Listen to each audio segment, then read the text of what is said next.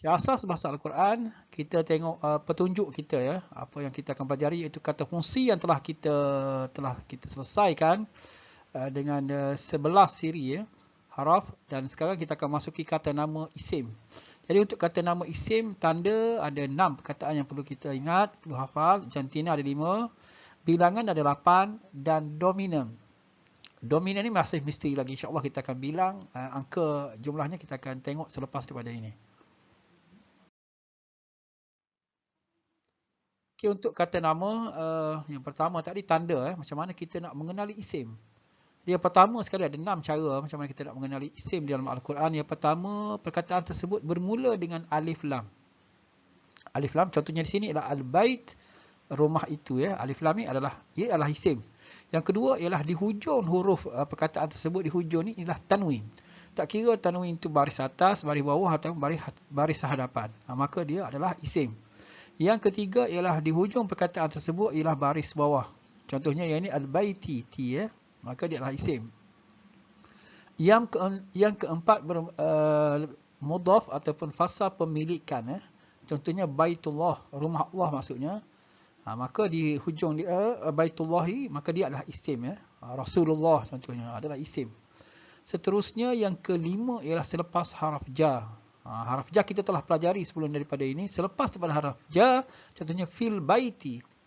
Ini ialah haraf ja, maka al-baiti adalah isim ya. Isim. Seterusnya ialah selepas haraf nida. Haraf nida kita telah pelajari iaitu ya Ahmad, maka Ahmad ni adalah isim. Seterusnya ialah Argentina. Argentina di dalam bahasa Arab, Argentina ni bukanlah Argentina macam manusia lelaki perempuan saja, tetapi perkataan tersebut adalah dikira sebagai muannas ataupun muzakkar. Muannas ni ialah perempuan, muzakkar ialah lelaki. Contoh perempuan ialah semua bernama perempuan, contohnya nama Fatimah, Zainab, itulah perempuan, itulah dikira isim perempuan lah. Contoh lain ialah yang huruf tu di hujung perkataan tersebut dengan ta marbutah. Macam ni jannatun. Okey, jannatun adalah syurga. Ini adalah dikira sebagai muannas, sebagai perempuan. Seterusnya di hujung perkataan tersebut ada huruf ra ni ya ni. Contohnya bushra. Bushra ialah berita gembira. Adakah dia ada ni, maka dia dikira sebagai isim perempuan. Jantina perempuan. Di hujung perkataan tersebut contohnya hamra'u, huruf hamzah hamra'u, ada hamzah ni, alif hamzah ni, maka dia dikira sebagai jantina perempuan. Ada 3 ciri dia. Okey, yang keempat ialah bahagian tubuh badan manusia yang berpasangan, contohnya tangan, kaki, telinga, bibir, semua tu ada pasangan, maka dikira sebagai jantina perempuan juga. Yang kelima ialah perkataan contohnya ada pasangan, contohnya dalam Al-Quran seperti syurga dan neraka. Dikira sebagai jantina perempuan juga, isim perempuan. Muannas. Termasuk juga bumi, langit, matahari dan juga bulan. Okey, semua itu dikira sebagai isim perempuan. Selain daripada itu, isim lelaki. Ingat gitu je. Selain daripada yang disebutkan tadi, 5 perkara tadi, 6 perkara termasuk nama-nama perempuan tadi, maka dia adalah isim jantina lelaki. Seterusnya yang ketiga ialah bilangan. Bilangan untuk lelaki, kita ada sini ialah isim lelaki muzakkar. Melibatkan bilangan ni melibatkan 1, 2 dan 3. Bahasa Melayu mungkin sukar juga kita nak buat perbandingan. Tapi dalam bahasa Inggeris dia ada singular dan plural. Singular tu untuk satu orang, plural tu lebih pada 2 ke atas. Tetapi dalam bahasa Arab ada 3. Sama juga bahasa Inggeris, cuma dia 2. Bahasa Inggeris yang 2 tu terus dah jadi jamak dah. Jadi dalam bahasa Arab ada 3 kategori. Iaitu mufrad 1, contohnya orang lelaki dikenali sebagai lelaki beriman, dikenali sebagai mukmin. Okey, bila 2 orang ditambah dengan alif nun sini, baris atas alif nun, jadi mukminani, ataupun ditambah dengan ya nun, baris atas ini ya nun. Jadi mukminaini. Okey, ni 2 orang lelaki Okey, jamak salim ditambah dengan waw nun ataupun ya nun Yang ni insya-Allah kita akan tengoklah kenapa guna waw nun, kenapa guna ya nun. Okey, untuk lelaki beriman, ramailah maksudnya mukminuna atau mukminun. Dalam Quran banyak jumpa orang lelaki yang beriman. Ataupun mukminina, ni bagi bawah ni. Mungkin lepas haraf ja ke. Okey, jadi mukminina sama. Ini adalah untuk jamak salim lebih daripada 3 ataupun lebih ke atas lah. Untuk perempuan muannas pun sama juga, cuma ditambah tamarbutah lah seperti yang kita pelajari tadi, mu'minatun. Kalau dua orang ditambah dengan alif nun, ta alif nun, jadi mu'minatani ataupun mu'minataini, dua orang perempuan, perempuan yang beriman. Kalau tiga ke atas ditambah dengan alif ta, jadi mu'minatun ataupun mu'minatin. Ini untuk perempuan. Seterusnya untuk jamak taksir. Jamak taksir ni sebab dia tidak sistematik dia punya perubahan dia berlaku ya. Sebab tu di sini ada terujuk kamus. Okey, untuk mufrad satu dikenali sebagai kitabun. Okey, untuk dua buah kitab ditambah alif nun macam tadi kitabani ataupun kitabaini. Okey, untuk jamak taksir yang ni kena tengok kamus ya. Kena tengok kamus. Okey, untuk ataupun kutubun. Kitab ya. Okey, seterusnya kita melihat isim dominan. Dominan ni maksudnya yang menguasai lah, yang melibatkan banyak patah perkataan.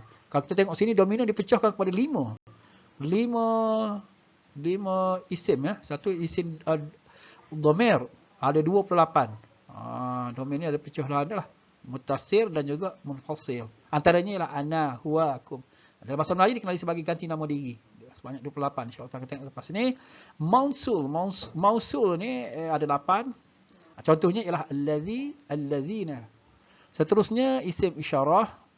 Isim isyarah ada 12. Antaranya ialah ulaika ataupun hadza. Isim isyarah ni dalam bahasa Melayu dikenali sebagai isyarat lah, penunjuk. Penunjuk ada 12. Isim istifham ada 14. Ini pertanyaan. Antaranya hal. Bagaimana? Kaifa? Bagaimana? Okey, ini ialah isim istifham, kita akan tengok lepas ini. Yang kelima ialah zaraf. Zaraf ni ada dua, pecahan dua, iaitu masa dan juga tempat. Contohnya yaum ataupun hari, ataupun masa. Okey, inilah dhamir ganti nama diri. Kita tengok ada 28 tadi. Untuk munfasil ni berpisah. Berpisah. Jadi contohnya ialah huwa dia, huma mereka berdua, hum mereka semua, hiya dia, huma mereka berdua, hunna mereka semua. Ini untuk perempuan. Yang merah ni untuk perempuan. Untuk lelaki warna biru ni. Okey. Untuk aku, ana, kami, nahnu. Untuk lebih detail lagi kita boleh tengok dalam siri yang kedua nanti, siri yang ketiga nanti, iaitu dhamir. Kita akan tengok siri yang kedua insya-Allah. Muttasil. Okey, muttasil lah domain yang bercantum. Bercantum. Contohnya lahu. Tengok bercantum dengan perkataan lahu. Maka yang ni hu ni ialah baginya. Okey, lahuma bagi mereka berdua, lahum bagi mereka semua. Okey, untuk perempuan laha. Laha kalau dua orang, lahuma kalau ramai, lahunna bagi mereka semua. Bagi engkau laka, lakuma bagi engkau berdua, lakum bagi kamu semua. Laki bagi engkau, perempuan ni merah ni perempuan. Lakuma dua orang perempuan, bagi engkau berdua. Lakunna bagi tiga orang perempuan dan ke atas. Okey, ni muttasil. Okey, seterusnya isim mausul, iaitu kata nama berkait berkait ataupun mewakili pun boleh juga. Antaranya ialah allazi, biasa kita jumpa dalam Al-Quran. Allazi ini untuk muzakkar Allazi itu orang yang ataupun perkara apa yang menjadi diwakilkannya, tak semestinya orang. Okey, allazina, allazi untuk orang yang, allazani ataupun allazaini, dua orang Kalau ramai allazina, maka biasa diterjemah dengan orang-orangnya. Okey, untuk muannas yang jantinanya perempuan tadi, kita ingat jantina perempuan bukan maksud dia orang perempuan, tetapi ada perkataan perempuan pun termasuk juga. Allati, orang yang, allatani ataupun allataini, dua orang perempuan ataupun ramai orang perempuan. Allai ataupun allati. Untuk yang tidak ada jantina, tidak muzakkar dan juga biasa perkara lah, perkara benda apa semua. Biasa dia guna man, siapa yang. Yang ni lebih umum lebih umum, kita tidak mengenal man. Ataupun yang ni untuk manusia lah, siapa Okey, untuk ma, yang ni untuk apa yang. Apa yang maksudnya yang bukan manusia lah. Perkara-perkara. Okey, yang tu dia panggil apa yang ma. Seterusnya isim isyarah, iaitu kata petunjuk. Untuk muzakkar, yang ini jarak dekat ada jarak dekat, jarak jauh. Okey, untuk jarak dekat, untuk seorang saja dia dikenali sebagai hadza. orang ini ataupun ini saja bergantung pada ayat lah. Hadzani ataupun hadzaini untuk dua orang. Kalau untuk ramai, haulai untuk orang-orang ini ataupun untuk ini yang ramai lah. Okey, seterusnya untuk yang muannas pula, hadhihi orang ini, hatani ataupun hataini untuk dua orang perempuan, haulai orang-orang ini perempuan. Isim isyarah yang jauh, muzakkar untuk jantina lelaki, zalika orang itu. Ataupun itu kalau melibatkan orang lah, orang itu. Kalau tidak melibatkan manusia, maka perkara lain, perkara apa semua jadi itu saja. Zanika ataupun zainika, dua orang itu ataupun itu. Ulaika, orang-orang itu ataupun itu saja. Seterusnya tilka, itu muannas, tilka orang itu, tanika ataupun tainika. Tainika untuk dua orang itu, dan untuk ulaika sama je dengan yang muzakkar, dengan perempuan ni, yang lelaki sama je guna ulaika.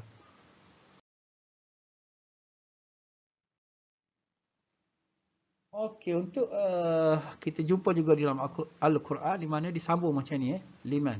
Sebenarnya perkataan asalnya ialah liman. Maka disambung jadi liman. Okey. Seterusnya kita biasa jumpa amma ataupun amma. Maknanya perkataan asal dia ialah an dengan ma. An ini maksudnya lah tentang kita dah tengok ni tentang ma apakah. Min ma. Sebenarnya min ni, mimma ni ialah perkataan asalnya ialah mimma. Dicampur yang fi ma, ini mudahlah, fi dengan ma. Ini antara gabungan lah. Biasa kita tengok jumpa dalam Al-Quran. Sebenarnya asal perkataan adalah yang ni. Okay, seterusnya yang terakhir ialah harf zaraf, iaitu ada dua zaman. Zaman ni maknanya masa lah. Biasa tu jumpa. Contohnya ialah yauma, hari, syahra Ramadan. Okey, syahra adalah bulan.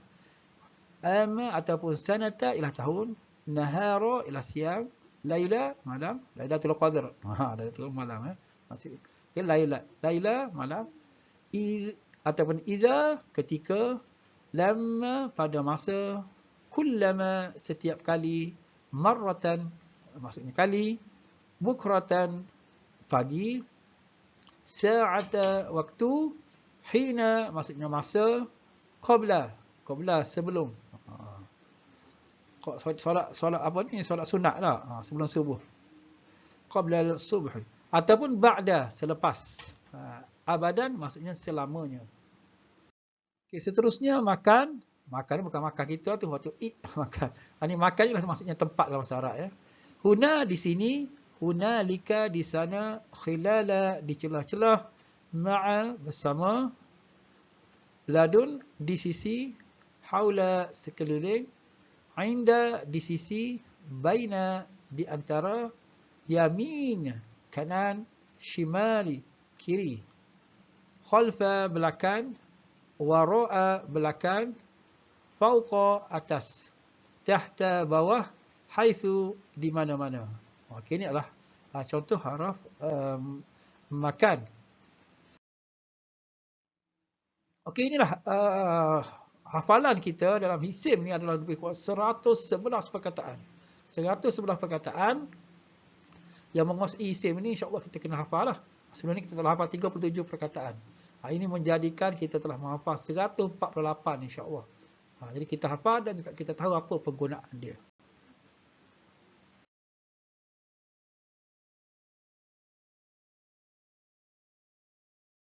Siri iaitu siri 1 iaitu mengenali isim. Dan kita tengok tadi ada 113 perkataan yang perlu kita hafal dan selalu kita jumpa di dalam Al-Quran. Di dalam siri express insya-Allah. Untuk pengunjung yang ingin menguasai lebih detail, lebih perhalusi, lebih tu boleh berkunjung. Sekarang insya-Allah kita akan bersama dengan siri yang 2, siri 2 itu isim. Kita nak mengenali isim dalam Al-Quran dengan lebih detail lagi insya-Allah bersama dengan saya dan siri yang kedua nanti insya-Allah. Assalamualaikum warahmatullahi wabarakatuh.